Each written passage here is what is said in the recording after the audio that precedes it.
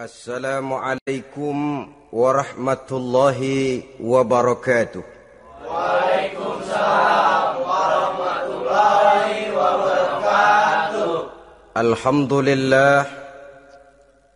Alhamdulillahillazi anzala al-Qur'an hudan lin-nasi wa bayyinatin minal huda wal furqan.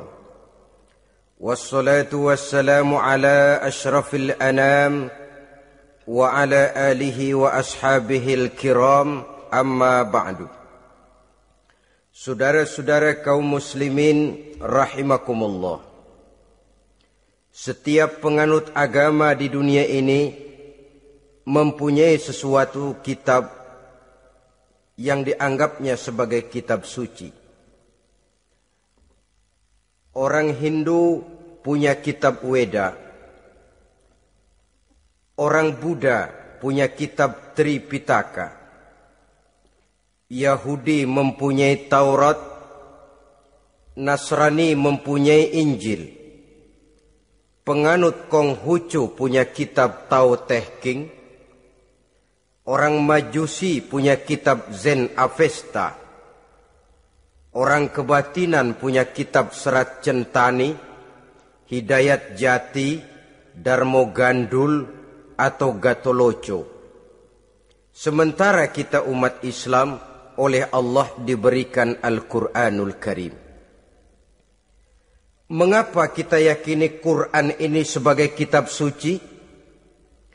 Pertama, ia bebas dari intervensi dan investasi manusiawi. Ia sepenuhnya, baik isi maupun redaksi, adalah produk dari Allah Subhanahu wa ta'ala. Kita yakini Quran kitab suci karena sampai hari ini belum ada seorang pun yang sanggup membuat seperti itu. Suatu kitab hanya dinamakan suci kalau dia bersih dari investasi dan intervensi manusia. Al-Quran ini sejak turunnya 14 abad yang lalu telah menantang. Wa in kuntum fi raibim mimma nazzalna ala abdina fa'tu bi suratin min mislih. Apabila kamu ragu-ragu terhadap kebenaran Quran yang kami turunkan kepada hamba kami Muhammad, atau kamu menyangka Quran itu cuma bikinan Muhammad saja, cobalah kamu buat satu surah saja semacam Al-Quran. Apabila kamu tidak mampu melakukannya seorang diri, wada'u syuhada'akum, ajak seluruh teman-temanmu. Sejak tantangan ini turun 14 abad yang lalu, sampai hari ini, tidak seorang pun yang sanggup membuat satu surah saja semacam Al-Quranul Karim. Barangkali belum pernah ada yang coba-coba. Sudah. Di antaranya apa yang dilakukan oleh Musailamah Al-Kazzab. Dia mencoba membuat satu surah semacam Al-Quran yang kalimatnya sudah berbentuk bait-bait syair, tapi isinya jauh panggang daripada api. Yang kedua, kita yakini Quran sebagai kitab suci karena isi dan ajarannya sesuai dengan fitrah manusia. Suatu kitab dinamakan suci kalau ajarannya sejalan dengan fitrah manusia. Misalnya, manusia secara fitrah, kalau dia laki-laki, normal nafsu kepada perempuan, itu fitrah. Perempuan suka kepada laki-laki, itu fitrah. Kalau ada kitab suci, tapi melarang manusia untuk kawin, kesuciannya perlu diselidiki.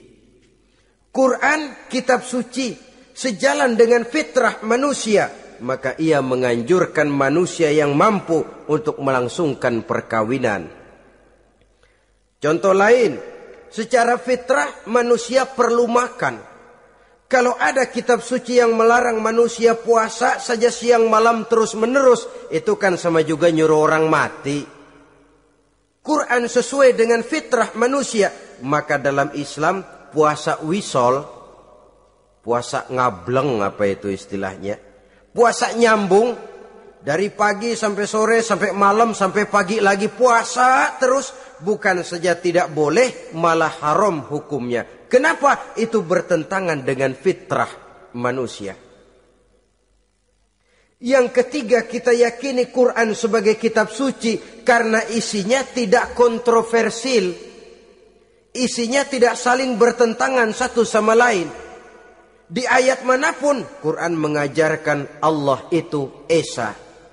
Satu kali dia berkata haram, dia akan tetap berkata haram.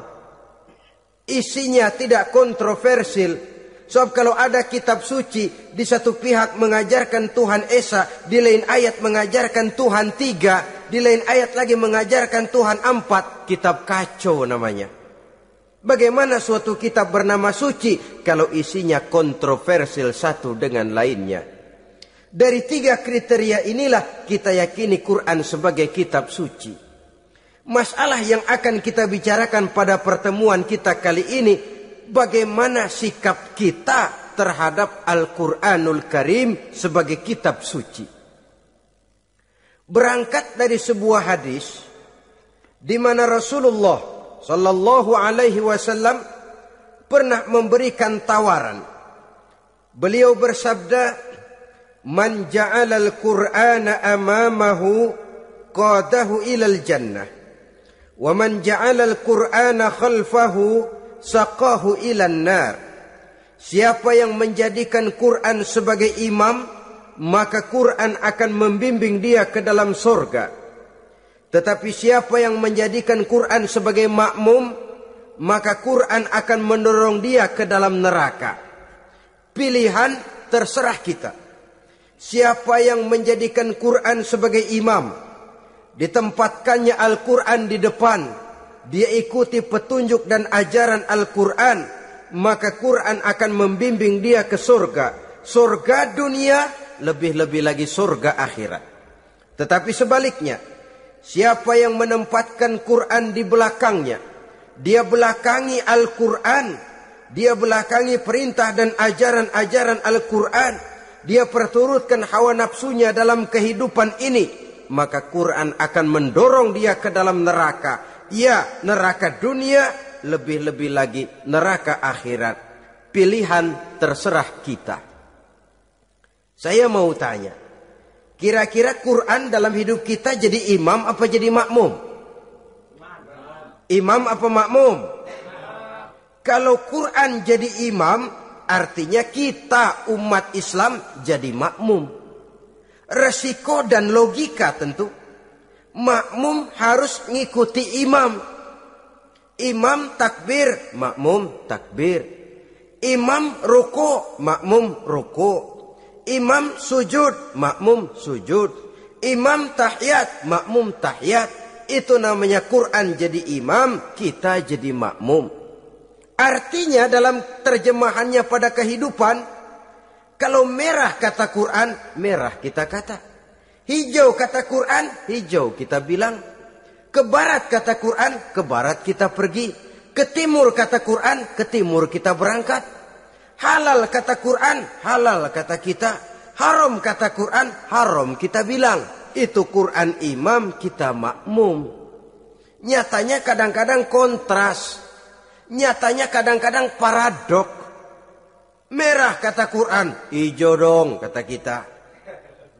Halal kata Quran, remeng-remeng kata kita. Ke barat kata Quran, ke timur kita pergi. Dalam praktek kita mau jadi makmum, Quran kita suruh jadi imam. Kita sesuaikan Quran dengan selera kita. Mana-mana ayat yang menguntungkan, mana ayat yang sesuai dengan mau kita, itu yang kita baca kuat-kuat. Itu yang kita canangkan ke tengah masyarakat ramai. Tapi manakala Quran itu bertentangan dengan nafsu kita, bertentangan dengan gaya dan kepribadian kita, kita umpetin itu Quran. Kalau kita cuma umpetin lumayan, kadang-kadang kita tuduh Quran ketinggalan zaman. Kita anggap Quran tidak relevan lagi dengan situasi dan kondisi. Kalau sudah begitu, sudah menyeberang terlalu jauh namanya. Saudara-saudara kaum muslimin rahimakumullah. Inilah makna hadis Nabi yang diriwayatkan dari Imam Ali bin Abi Thalib, bersabda Rasul, "Man qara'al Qur'ana fastazharahu fa ahalla halalahu wa harrama haramahu adkhalahul jannah." Barang siapa yang membaca Al-Qur'an lalu memperhatikannya, kemudian menghalalkan yang halal dan mengharamkan yang haram, maka Allah akan memasukkan orang itu ke dalam surga, ya surga dunia, ya surga akhirat.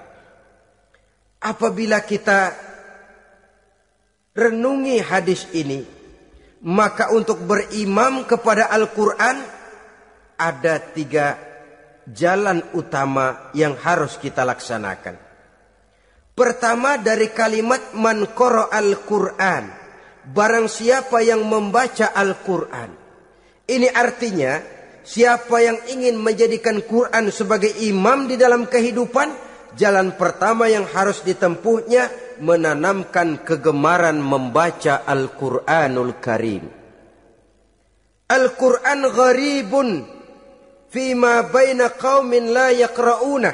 Quran akan jadi asing, Quran akan jadi aneh kalau terletak di tengah rumah orang Islam yang tidak suka membaca Al-Quranul Karim. Jadi langkah pertama, tanamkan kegemaran membaca Al-Quran. Saya tidak menyalahkan kalau remaja kita gandrung kepada Stevie Wonder. Baik kalau mereka senang kepada suara emasnya Michael Jackson atau suaranya Madonna. Tapi kalau sampai harus mengalahkan kecintaan mereka kepada membaca Al-Quran, ini ironi. Sebagai orang tua, kalau anak-anak kita buta huruf Latin, katanya menghambat pembangunan. Bahkan pemerintah saja menggalakkan bebas 3B itu.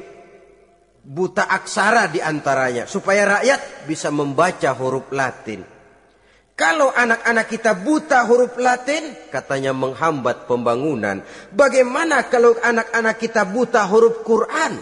Jelas saja menghambat proses kesadaran dan kebangkitan dari dunia Islam itu sendiri. Satu contoh ringan.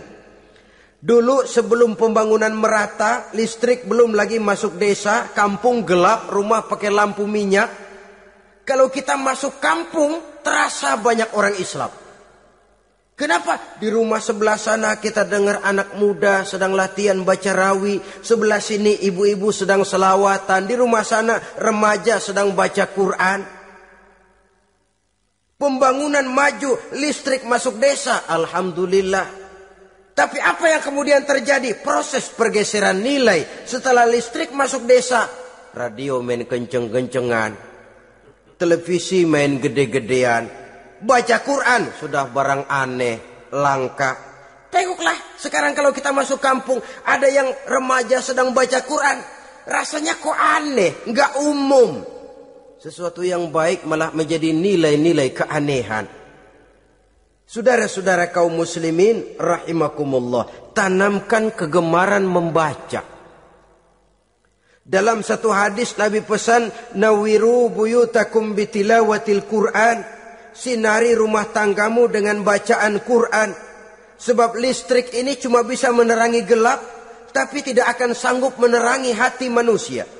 Quran produk Allah dibaca dalam segala keadaan tepat dan pantas. Lihat saja, orang sedih baca Quran, terhibur. Orang gembira baca Quran, tidak lupa diri. Di rumah mewah ada yang baca Quran, bagus. Di gubuk reot di pinggir kali ada yang baca Quran, cocok. Orang kawin dibacakan Quran, bagus. Orang mati dibacakan Quran, tidak jelek. Dalam segala keadaan, in all season, bahasa kerennya, dia pantas dibaca. Saudara-saudara, bahkan orang sakit gigi pun kalau dengar baca Quran, tidak marah. Coba lihat. Dia senang benar lagu Michael Jackson, tapi giliran sakit gigi, coba setelin lagu Michael Jackson. Kalau nggak mencah-mencah, kamu gila apa nggak tahu saya lagi sakit gigi? Tapi coba bacakan Quran, dia pasti tidak marah.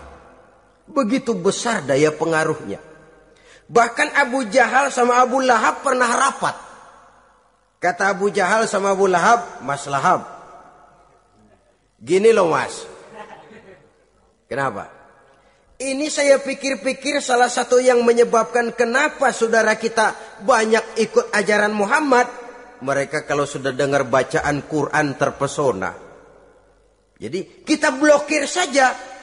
Caranya gimana? Kasih pengumuman kepada Quraisy, jangan sekali-kali mau dengerin Muhammad baca Quran. Kamu juga jangan.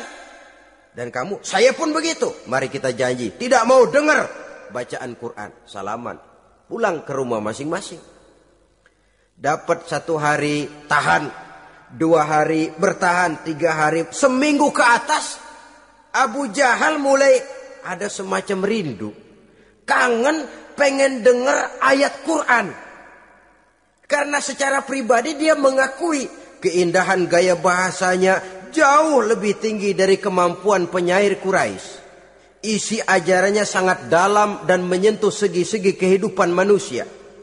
Gak tahan Abu Jahal kayak dikilikin hatinya. Keluar rumah mindik-mindik, ngumpet-ngumpet. Ngempet di rumah Nabi. Pengen dengar Nabi baca Quran. Rupanya Abu Lahab sama. Pikir Abu Jahal, Abu Lahab gak bakalan keluar. Abu Lahab berpikir, Jahal pasti di rumah. Dua-duanya bareng berangkat ke rumah Nabi. Cuma yang satu dari sebelah barat, yang satu dari sebelah timur. Ngempet, ketemu di sudut, sama-sama kaget. Jahal, loh kamu Lahab? Iya, kamu ngapain? Lah kamu ngapain? Akhirnya sama-sama malu, sama-sama tidak bisa menahan diri, akhirnya sama-sama ngakuin. Bagaimanapun kita harus akui bahwa Al-Quran ini mengandung daya pesona yang sangat luar biasa. Itu dari segi bacaan. Belum lagi dari segi ajaran, belum lagi dari segi isi. Tanamkan kegemaran membaca Al-Quran. Sampai-sampai Nabi katakan, Innal lazi laisa fi jawfihi syai'um minal Quran kal baitil kharib. Orang yang dari tenggorokannya belum pernah keluar ayat Quran barang sepotong pun, belum pernah ngaji barang seayat pun, itu orang kata Nabi kal baitil kharib, kayak rumah kosong. Rumah kan kalau kosong biar bagus, mewah, besar, perabotannya lengkap. Kalau kosong angker, setan kuntilanak memedi, betah benar di situ. Saudara-saudara kaum muslimin rahimakumullah. Dalam satu percontohan Nabi mengatakan begini. Masalul mu'minil lazi yaqra'ul Qur'an kamasalil utrujah. Rihuha thayyibun wa ta'muha thayyibun. Orang mukmin yang suka membaca Quran adalah ibarat buah utrujah. Baunya wangi, rasanya lezat. Kira-kira kalau di negeri kita buah apa utrujah itu? Semacam jeruk yang manis lah. Sudah baunya wangi, rasanya enak. Itu buah itu. Orang mukmin yang suka baca Quran kayak buah itu. Baunya wangi, rasanya enak. Artinya syiarnya hidup, isinya memang orang mukmin. Sebaliknya, wa masalul mu'minil lazi la yaqra'ul Qur'an kamasalit tamrah la riha laha wa ta'muha hulwun. Orang mukmin yang tidak suka baca Quran kayak korma. Rasanya emang manis, cuman kagak ada baunya. Artinya apa? Syiarnya kurang. Kalau orang belum tapi kenal kan kagak mau makan korma. Kenapa? Nggak ada baunya. Daya tariknya kurang walaupun rasanya enak. Kalau daya tariknya nggak ada, kan nggak ada iklannya, tidak ada syiarnya. Itu orang mukmin yang tidak suka membaca Quran. Ibarat buah, nggak ada baunya walaupun rasanya enak. Orang kurang tergerak. Kurang syiar, kurang daya tarik. Sebaliknya, wa masalul munafiq allazi yaqra'ul Qur'an kamasalir raihanah rihuha thayyibun wa ta'muha murrun. Orang munafik yang suka baca Quran seperti buah raihanah. Apa itu? Baunya wangi, rasanya pahit. Orang munafik baca Quran kayak buah itu. Baunya sih enak, cuman rasanya pahit. Ya munafik baca Quran. Syiarnya sih lumayan, daya tariknya hebat, isinya munafik. Nah, paling jelek orang munafik yang gak suka baca Quran.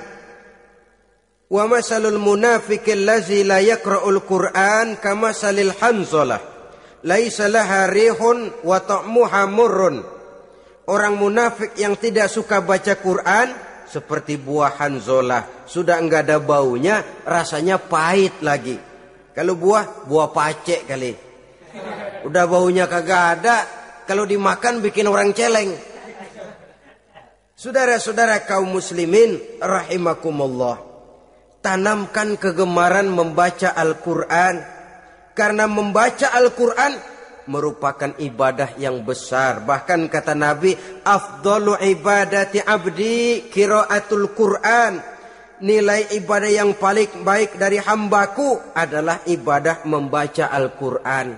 Dalam solat pahalanya lebih besar di luar solat daripada di luar solat. Dengan wudu pahalanya lebih besar daripada tanpa wudu. Mengerti pahalanya lebih besar daripada tidak mengerti. Tapi tidak mengerti pun jangankan membaca, mendengar saja orang baca Quran dengan baik sudah didoakan untuk mendapat rahmat. Berpahala mendengar bacaan Al-Quran walaupun tidak mengerti. Apalagi membaca sendiri, apalagi mengerti apa yang kita baca, tentu pahala itu akan jauh lebih besar. Ini yang pertama, tanamkan kegemaran membaca Al-Quranul Karim. Yang kedua, dalam hadis tadi, fastazharahu, man qara'al Qur'ana fastazharahu. Siapa yang membaca Al-Quran kemudian memperhatikannya. Jadi kalau kita mau berimam kepada Al-Quran, setelah menanamkan kegemaran membaca, yang kedua perhatikan, pahami isinya.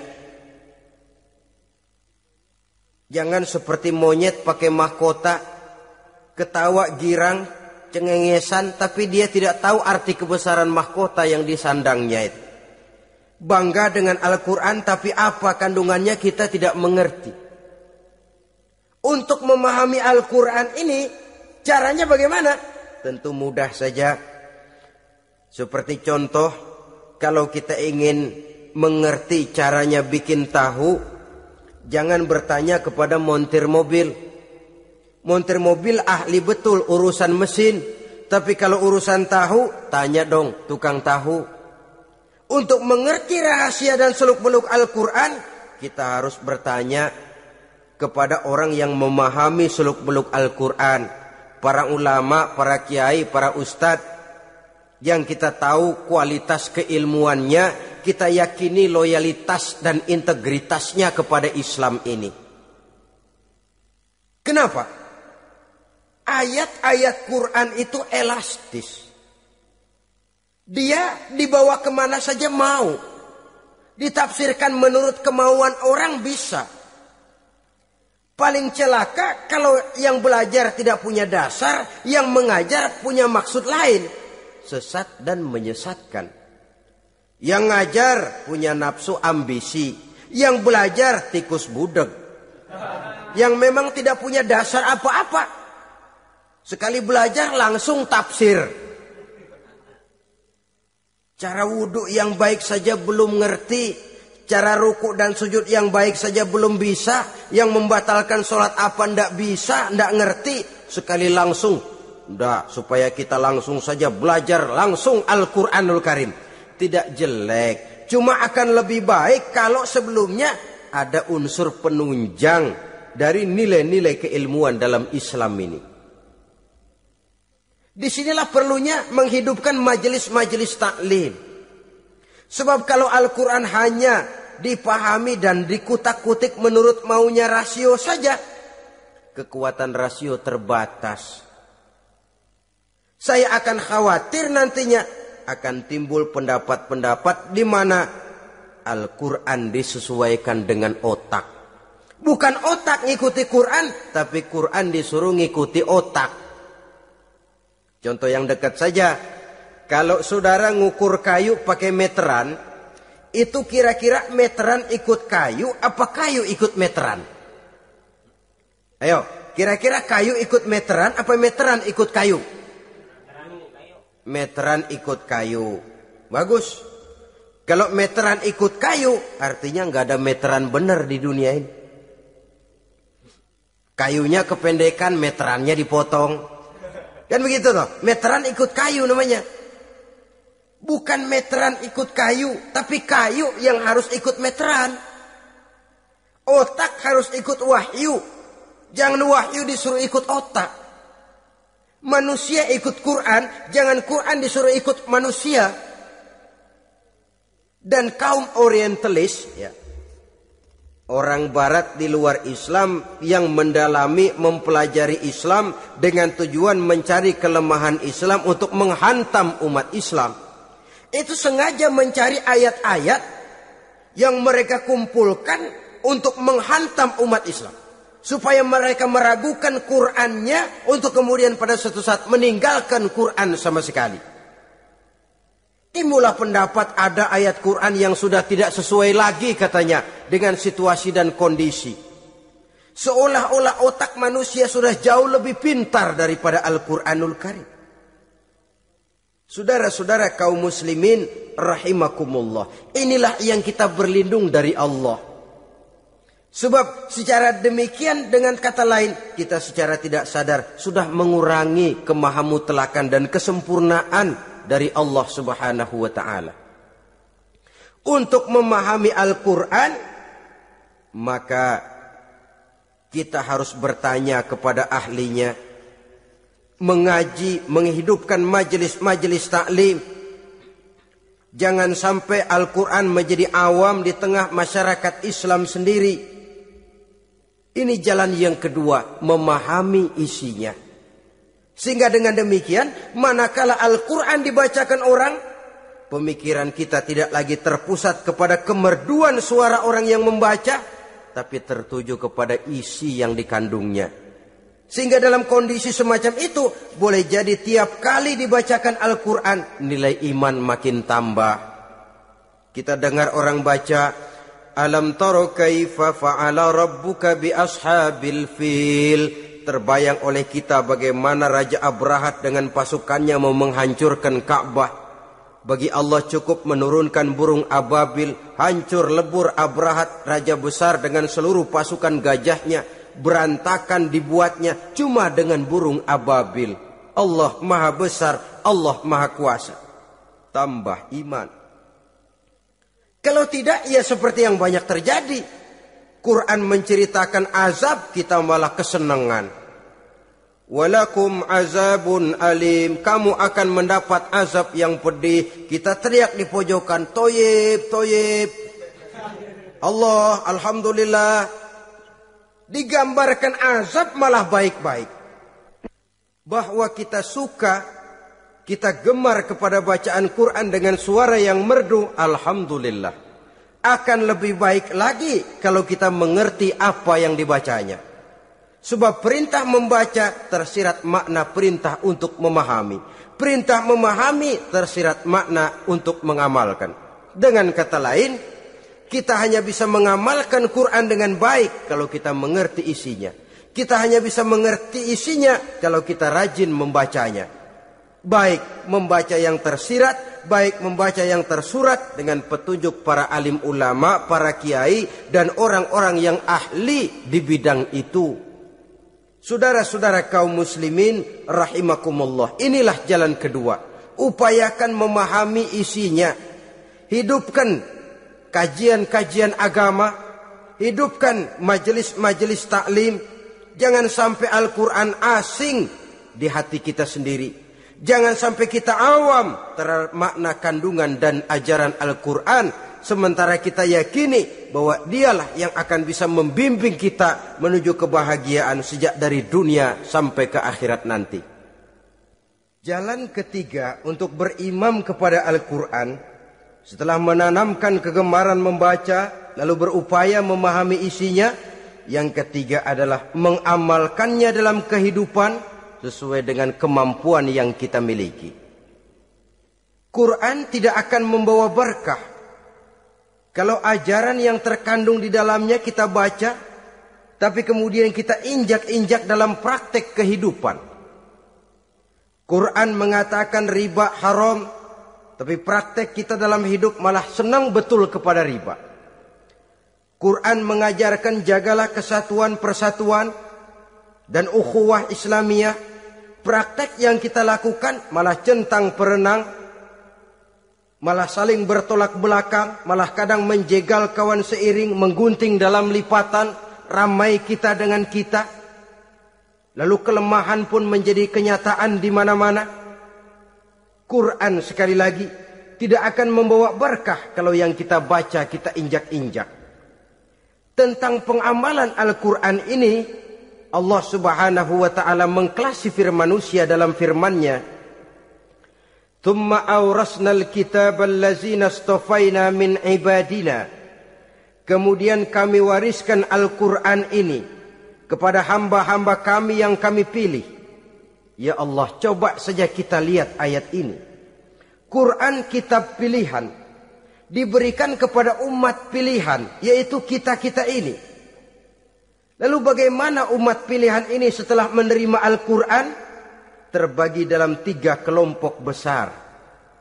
Pertama kata Allah, faminhum zalimun linafsihi. Di antara mereka ada yang setelah menerima Al-Quran kemudian zalim kepada dirinya sendiri.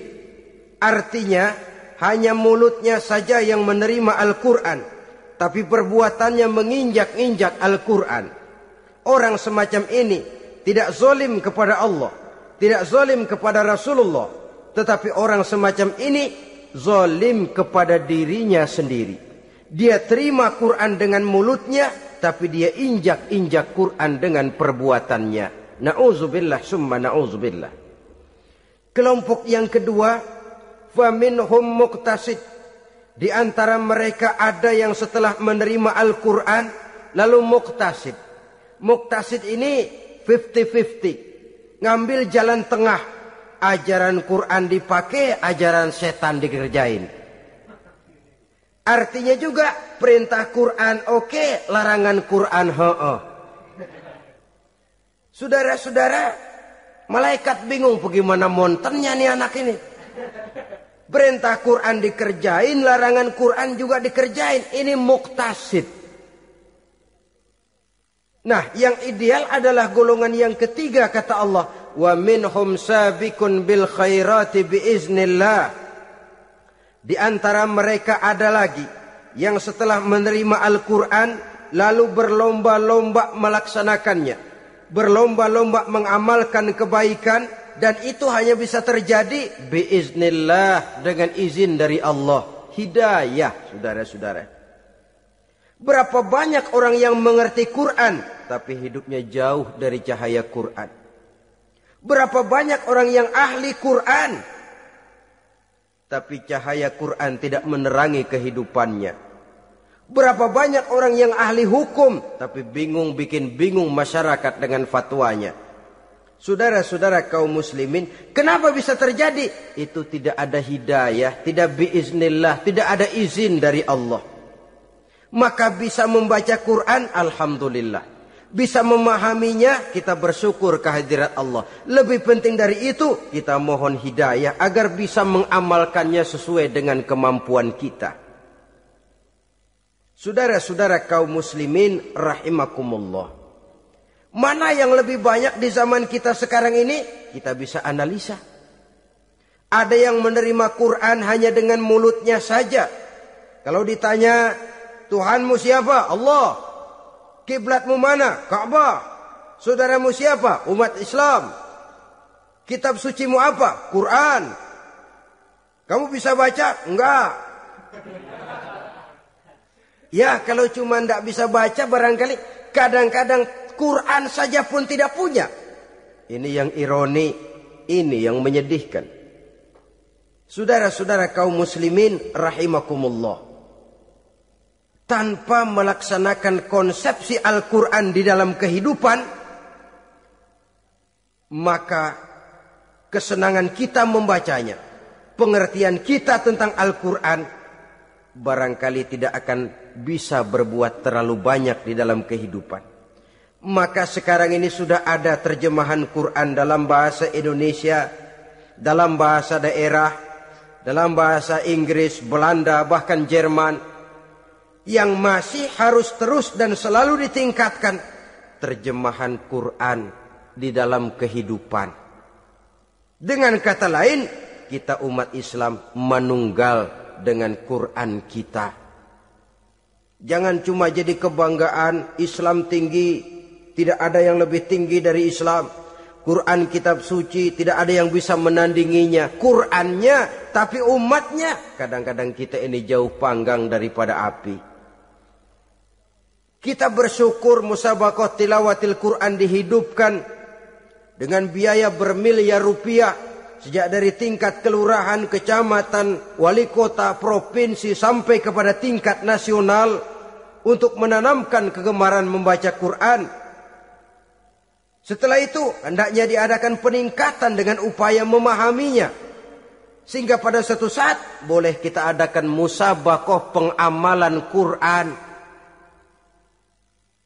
Hadiahnya sudah langsung dari Allah sendiri. Ini yang kita perlu berlomba. Berlomba mengamalkan ajaran Quran. Sabiqun bil khairat. Berlomba mengamalkan ajaran-ajaran Al-Quranul Karim. Nah, oleh karena Al-Quran ini dalam bentuknya yang umum kadang-kadang hanya menjelaskan satu persoalan secara global, kita memerlukan tuntunan sunnah dari Rasulullah Shallallahu Alaihi Wasallam. Umpamanya, Quran hanya mengajarkan aqimis sholat, dirikan sholat. Caranya bagaimana? Tidak ada cara sholat dalam Quran. Dari mana kita tahu cara sholat? Dari sunnah. Itu sebabnya selain Al-Quran sebagai sumber utama, kita memerlukan sunnah. Bahwa sholat pakai takbiratul ihram di Quran tidak ada. Bahwa sholat pakai tahiyat dalam Quran tidak ada. Jadi kalau orang cuma Quran saja, tidak ada sunnah itu, ya bagaimana kita bisa sholat? Quran cuma mengatakan wa atimul hajja wal umrata lillah, laksanakan haji dan umrah karena Allah. Bagaimana manasik haji? Bagaimana cara sa'i? Bagaimana cara wukuf? Bagaimana cara melontar? Tidak ada dalam Quran. Yang memuat itu tidak lain sunnah. Untuk memahami Quran dan sunnah ini, kita memerlukan orang yang menguasai Quran dan sunnah. Oleh karena itu kita perlu petunjuk kepada para ulama. Itu sebabnya Quran sendiri mengatakan, wa in tanaza'tum fi syai'in farudduhu ila Allahi wa rasulih. Apabila kamu berbeda pendapat tentang suatu persoalan, kembalikan kepada Allah dan Rasulnya. Kembalikan kepada Allah artinya kembalikan kepada Quran. Kembalikan kepada Rasul, maksudnya kembalikan kepada sunnah. Siapa yang mengerti Quran dan sunnah? Para ulama yang kualitas ilmunya kita yakini, loyalitas dan kredibilitas serta integritas keislamannya bisa menjadi panutan. Saudara-saudara kaum muslimin rahimakumullah. Dengan demikian, kalau orang berkata, langsung saja memahami Quran. Sekarang kan sudah banyak terjemahannya. Tidak usah lewat ulama-ulamaan. Saya tidak mencela, cuma agak mengkhawatirkan. Kalau dia memahami Quran cuma sekedar lewat terjemahannya saja, sangat mungkin jadi dia bisa salah paham. Kita memerlukan bantuan sunnah. Kita memerlukan petunjuk para ulama yang menguasai di bidang itu. Kembalikan kepada Quran dan sunnah artinya bertanya kepada orang yang memahami Quran dan sunnah. Loh, dengan begitu kan akan terjadi perbedaan pendapat. Perbedaan pendapat sesuatu yang halal sepanjang tidak menyebabkan kita berpecah belah. Halal berbeda pendapat. Asal diletakkan pada proporsinya. Apalagi kalau perbedaan pendapat itu cuma masalah teknis, bukan masalah prinsip. Kenapa tidak pulang saja kepada tuntunan Quran? Lana a'maluna walakum a'malukum. Kami akan mengamalkan amalan yang kami yakini benarnya. Saudara persilahkan mengamalkan amalan yang saudara yakini benarnya. Sama-sama punya alasan, sama-sama punya dalil. Tidak usah saling menyalahkan. Tidak usah saling mengklaim, merasa yang paling benar, orang lain salah semua. Kemukakan argumen, jangan sentimen. Harus dengan semangat mencari kebenaran, bukan untuk mencapai kemenangan. Kalau sentimen lebih penting dari argumen, kalau kemenangan lebih diutamakan dari mencari kebenaran, yang berlaku kadang-kadang gengsi. Kalau sudah gengsi, yang bicara emosi. Kalau sudah emosi, istilah kita di kampung, ngambek. Gedean ilmunya sama ambeknya. Kadang-kadang, dah saya kalau nggak jadi imam nggak mau sembahyang di situ. Kalau nggak jadi imam, orang lain dianggapnya kagak sah sembayangnya. Wah, pokoknya kalau nggak ngaji sama saya Islamnya kurang bener. Mengklaim. Perbedaan pendapat wajar, halal, asal tidak menyebabkan kita berpecah belah. Dan sewajarnya kita lebih berusaha mencari titik pertemuan, memperbesar persamaan, dan bukan mengutak-ngutik perbedaan. Kadang-kadang inilah penyakit kita nih. Satu kunut, satu tidak sembahyang subuhnya. Bisa RT. Satu usoli, satu tidak. Bisa RW. Satu azan sekali Jumatan, satu dua kali bikin masjid lagi. Kenapa bukan persamaannya yang dicari? Kenapa justru perbedaannya yang diperbesar? Yang masalah macam ini sampai kiamat tidak pernah selesai. Kan lebih baik kalau kita ditanya orang, Pak, sholat subuh itu pakai kunut apa tidak sih? Kalau saya pakai. Kalau yang tidak pakai kunut bagaimana Pak? Betul, kata yang tidak pakai. Jadi yang pakai kunut betul? Betul, karena saya pakai kunut. Yang tidak juga betul? Betul, kata yang tidak pakai. Kalau yang kunut betul, yang tidak kunut betul, lalu yang salah yang mana Pak? Yang salah yang subuh nggak sembahyang. Lebih objektif, proyek garapannya ada, umat tidak berpecah belah. Ini yang konyol, kadang-kadang khutbah Jumat pakai membongkar khilafiyah, menghantam tahlil, menghantam kunut. Selesai sembahyang Jumat, apa yang terjadi? Umat resah, masyarakat gelisah, polemik timbul, masalah tidak terselesaikan. Orang jadi khotib itu raja dalam mimbar Jumat, siapa yang mau bantah dia? Kalau memang mau buka itu persoalan khilafiyah, buka dalam forum khusus. Adakan pengajian, jelaskan masalahnya secara luas, mendasar. Jangan mengklaim dan memponis. Berikan kebebasan kepada umat untuk menilai. Masalahnya selesai, yang tidak puas bisa bertanya. Saudara-saudara, sudah lewat masanya kita meributkan soal itu. Sudah datang waktunya di mana kita lebih mementingkan dan membicarakan masalah-masalah yang lebih mendesak dihadapi oleh umat. Kemiskinan misalnya, kebodohan misalnya, keterbelakangan umpamanya. Peluang untuk mendapatkan pendidikan yang layak bagi anak-anak kita yang berotak cerdas tapi tidak punya kemampuan ekonomi umpamanya. Itu akan lebih objektif ketimbang kita membicarakan masalah-masalah yang sampai kiamat tidak akan pernah selesai. Yang hanya akan menyebabkan kita menjadi lemah, persatuan koyak, solidaritas sosial lalu menurun, saling curiga menjadi tumbuh karenanya, dan pada akhirnya kita tidak akan pernah bisa berbuat banyak. Untung kalau tidak menjadi tertawaan bagi orang yang berdiri di luar pagar. Saudara-saudara kaum muslimin rahimakumullah. Sekali lagi, Al-Quran tidak akan membawa berkah kalau yang kita baca kita injak-injak. Oleh karenanya, untuk berimam kepada Quran ini, sekali lagi pertama, tanamkan kegemaran membaca. Yang kedua, upayakan memahami isinya melalui bimbingan orang yang ahli bidang itu. Yang ketiga, amalkan sesuai dengan kemampuan. Sebab itu ada prinsip, kalau isi suatu hadis nampaknya bertentangan dengan otak, kesohihan hadis itu boleh diperiksa. Tapi kalau ayat Quran nampaknya bertentangan dengan otak, otaknya yang harus diperiksa. Jangan Qur'annya lalu disesuaikan dengan otak.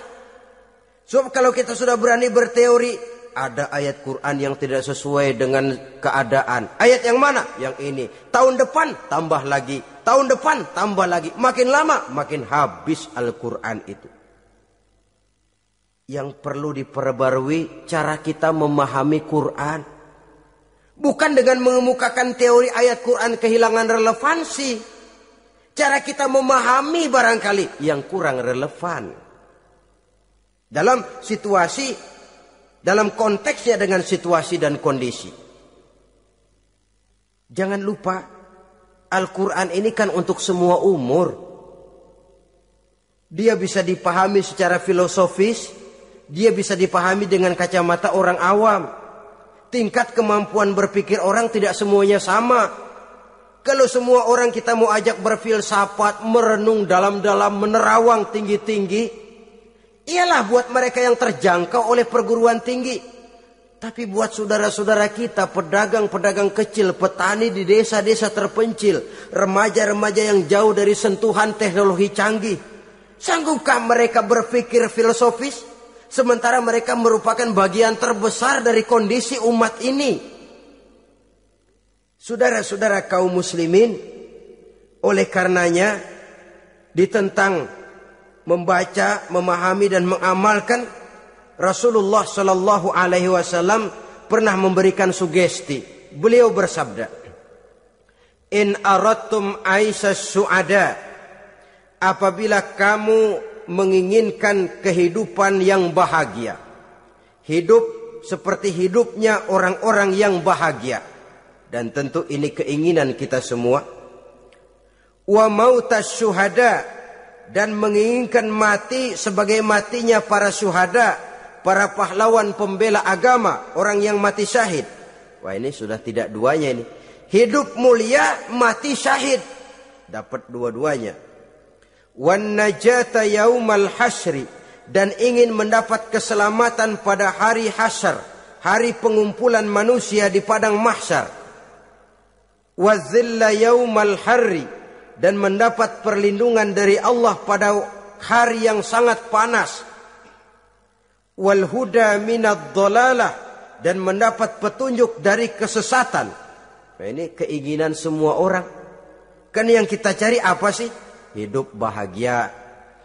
Biar ndak kaya asal bahagia, sudah enak. Lalu apalagi? Matinya sebagai syahid.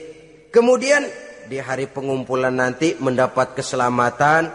Lalu pada saat orang lain kepanasan kita mendapat perlindungan. Kemudian orang lain kebingungan kita mendapat petunjuk. Kalau ini yang diinginkan kata Nabi, resepnya fa'adimu qiraatal Quran. Maka lazimkan, biasakan olehmu membaca Quran. Tidak ada terlambat. Idealnya memang dari kecil, sebab lidah kalau sudah kaku berat, disuruh baca innallaha laghaniyun hamid, lidahnya berat. Innallaha lampuniyun hamid, lampuniyun, laghaniyun jadi lampuniyun. Lidah itu kalau sudah berat ya memang berat. Disuruh baca ya bani Israel, lidahnya berat. Ya bini Siroil gitu. Jadi ya bini Siroil. Saudara-saudara, idealnya memang dibiasakan dari kecil supaya lidah itu ringan. Kalau tidak ada istilah terlambat. Saya malu pak, belajar alif-alifan udah gede. Ya jangan alif-alifan, alif beneran. Alif-alifan kapan bisanya? Alif beneran yang dipelajari. Tidak ada istilah terlambat, tidak ada istilah malu untuk belajar Al-Quran ini. Saudara-saudara kaum muslimin rahimakumullah. Ini sugesti untuk menanamkan kegemaran membaca. Lalu sugesti untuk memahaminya. Tentu banyak ayat, banyak hadis. Mengapa tidak di antara kamu sekelompok orang yang berangkat untuk memperdalam, memahami agama. Falaula nafaro min kulli firqatin minhum ta'ifatun liyatafaqahu fid din. Di tengah kelompok orang yang berangkat belajar teknologi canggih, di tengah grup orang yang mendalami ekonomi, di tengah kelompok orang yang membidangi hukum, di tengah kelompok orang yang sibuk meneliti ilmu-ilmu kedokteran. Mengapa tidak ada kelompok orang yang secara takhasus liyatafaqahu fid din, mendalami agama ini, mendalami Quran ini, harus ada. Lalu sugesti untuk mengamalkan Al-Quran kelihatan dari peringatan Allah yang kita bisa temukan pada surah Toha ayat 124 sampai dengan 127. Wa man a'rada an zikri, barang siapa yang berpaling dari peringatanku, kata Allah, barang siapa yang berpaling dari Al-Quran ini, dia terima Al-Quran, dia imani Quran, tapi dia berpaling dari ajarannya, dia injak-injak apa yang seharusnya dia amalkan, dia perturutkan hawa nafsunya, maka kata Allah, fa inna lahu ma'isyatan dhanka, dia akan diberikan satu penghidupan yang sempit. Inna lillahi wa inna ilaihi raji'un. Diberikan hidup yang sempit. Kalau hidup sudah terasa sempit, bagaimanapun luasnya rumah, sempit. Kalau hidup sudah terasa sempit, bagaimanapun banyaknya harta, sumpek. Kalau sudah hidup ini terasa sempit, bagaimanapun luasnya pergaulan, tidak ada tempat kita bertanya, melarikan persoalan, membagi rasa. Siapa yang berpaling dari Quran, dia akan diberikan penghidupan yang sempit. Bukan dagangnya tidak untung, bukan kerjanya tidak digaji, tapi kesempitan hati lebih bahaya loh dari kesempitan ekonomi. Itu di dunia. Di akhirat, wa nahsyuruhu yaumal qiyamati a'ma. Di akhirat nanti dia akan dikumpulkan oleh Allah dalam keadaan buta. Ya Allah, ya Rasul. Padahal ke akhirat kita baru tumben. Sekali ke akhirat buta. Masya Allah. Di tempat kita lahir saja, kalau tadinya kita melihat tahu-tahu menjadi buta, kita bingung. Padahal jalan sudah pernah kita lihat, arah sudah pernah kita tahu. Bagaimana di padang mahsyar nanti? Kemana jalan yang akan ditempuh? Kepada siapa kita hendak bertanya? Mana teman, mana istri, mana anak? Buta pula kita. Satu kesengsaraan yang merupakan puncak kesengsaraan. Dikala itu orang yang semacam tadi protes. Rabbi, lima hasyartani a'ma wa qad kuntu basira. Wahai Allah, kenapa hari ini saya dikumpulkan dalam keadaan buta? Padahal ketika di dunia dulu saya melihat, saya menyaksikan gunung yang menjulang tinggi ke angkasa. Saya melihat lautan yang luas terhampar biru membentang. Saya saksikan tanah sawah luas menguning. Saya saksikan keindahan alam. Di dunia saya melihat Allah. Kenapa sekarang saya dikumpulkan dalam keadaan begini? Protes dia, tidak terima dia. Allah jawab, kadzalika atatka ayatuna fanasitaha. Kata Allah, begitulah memang. Dahulunya waktu di dunia telah datang ayat-ayat kami kepadamu. Telah turun Al-Quran. Telah datang agama. Fanasitaha. Tapi kamu lupakan dia. Kamu lupakan Quran. Kamu lupakan Islam. Datang ayat, turun Quran, turun agama. Kamu belaga pilon. Kamu belaga enggak tahu. Wa kadzalikal yauma tunsa. Maka hari ini pun begitulah kamu dilupakan. Sebagaimana dulu waktu di dunia, kamu telah melupakan ayat-ayatku, melupakan kitabku, melupakan ajaran-ajaranku. Hari ini kamu pun dilupakan. Seolah-olah Tuhan cuma enggak bilang, mereka protes, Tuhan, kenapa saya buta padahal di dunia saya ngelihat. Kata Tuhan, kalau bahasa kita, lu rasain. Lu sih, kenapa dulu di dunia? Pura-pura enggak lihat. Kenapa waktu di dunia? Pura-pura enggak tahu. Kenapa waktu di dunia? Kamu lupakan Quran. Maka hari ini pun engkau kami lupakan. Wa kadzalikal yauma tunsa. Wa kadzalika najzi man asrafa walam yu'min bi ayati rabbih wal azabul akhirati asaddu wa abqa. Demikianlah kami membalas orang yang berlebih-lebihan, orang yang melampaui batas dan tidak mau beriman kepada ayat-ayat Tuhannya, dan sungguh siksa akhirat itu lebih dahsyat dan lebih kekal. Siksa dunia mungkin kelaparan, kekurangan ekonomi, kekurangan pakaian, tapi berapa hari paling lama seumur manusia? 70 tahun umur kita, ya paling lama begitulah. Tapi siksa akhirat, kesengsaraan akhirat, kesengsaraan neraka, asyaddu wa abqa, lebih dahsyat dan lebih kekal. Di zaman sekarang orang bukan cuma berbuat potong kompas, berpikir pun potong kompas, berpikir pun ngambil jalan pintas. Dia lebih memilih kesenangan yang sedikit dengan mengorbankan kesenangan yang abadi.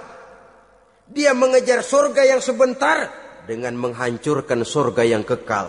Dicarinya surga dunia, hidup cukup, rumah bagus, makan bagus, pakaian bagus, istri bagus, dengan menghalalkan segala macam cara, berpaling daripada kehidupan agama, lalu menginjak-injak Al-Quranul Karim.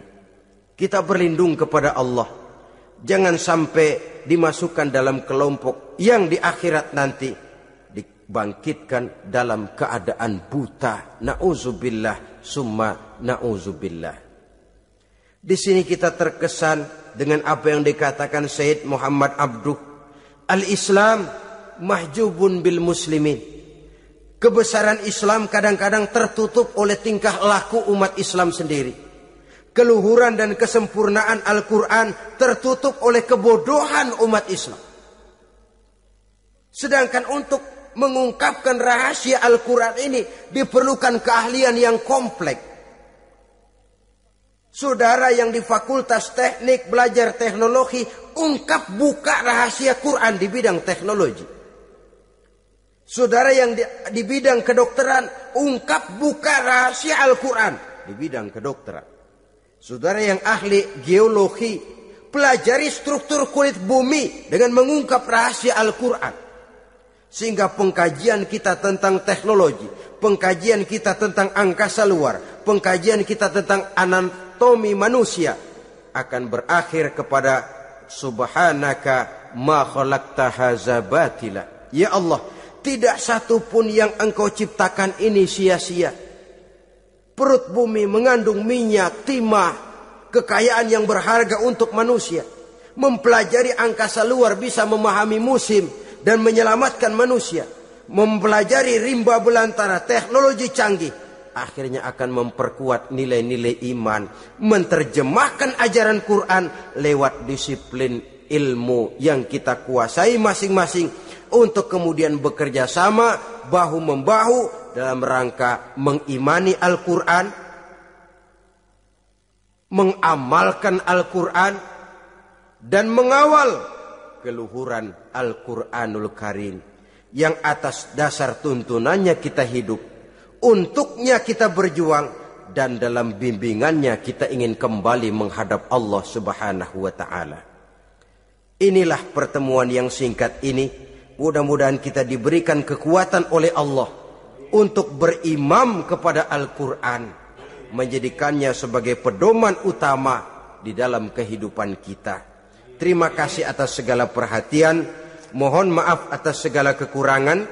Usikum wa nafsi bitaqwallah. Wassalamualaikum warahmatullahi wabarakatuh.